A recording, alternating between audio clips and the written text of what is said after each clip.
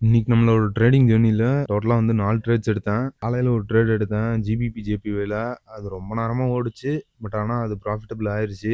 அதுலயே இன்னொரு ட்ரேட் வச்சேன். அந்த ட்ரேட் வந்து எஸ்எல் கொஞ்சம் சின்னதா வச்சிருந்தேன். அந்த ட்ரேட் வந்து லாஸ் ஆயிருச்சு. அதுக்கப்புறம் ஜிபிபில 2 ட்ரேட் எடுத்தேன். பை வந்து கரெக்ட்டா விழுந்துருச்சு. செல் வந்து லாஸ் ஆயிருச்சு. அதுக்கப்புறம் இன்னைக்கு வந்து லயர்ஸ் போக்கர் அப்படின்ற ஒரு புக்க படிச்சேன். இந்த புக்கோட ஆத்தர் யாருன்னா மைக்கேல் லூயிஸ். பிக் ஷாட்ன்ற ஒரு படம் பார்த்திருந்தீங்கன்னா இந்த ஆத்தரை பத்தி உங்களுக்கு தெரிஞ்சிருக்கும். ட்ரேட் பண்றவங்க எல்லாருமே ஸ்டாக்கை பத்தி படிக்கிறவங்க எல்லாருமே பிக் ஷாட்ன்ற படம் கண்டிப்பா பார்த்திருக்கணும். பிக் ஷாட் படத்துல வந்து கிறிஸ்டியன் பேல் நடிச்சிருப்பாரு.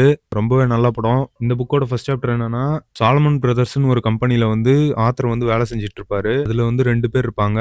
ஒருத்தர் வந்து ஜான், இன்னொருத்தர் வந்து மெரிவெதர்.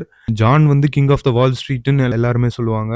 மெரிவெதர் வந்து கிங் ஆஃப் த கேம். அவரை மாதிரி யாராலுமே ட்ரேட் பண்ண முடியாது. ரொம்ப காமா, தோத்தாலும் ஒரே மூஞ்சி தான் இருக்கும், ஜெயிச்சாலும் ஒரே மூஞ்சி தான் இருக்கும். அவருக்கு வந்து எப்ப அவர் கேம் விளையாடணும்னு தெரியும்.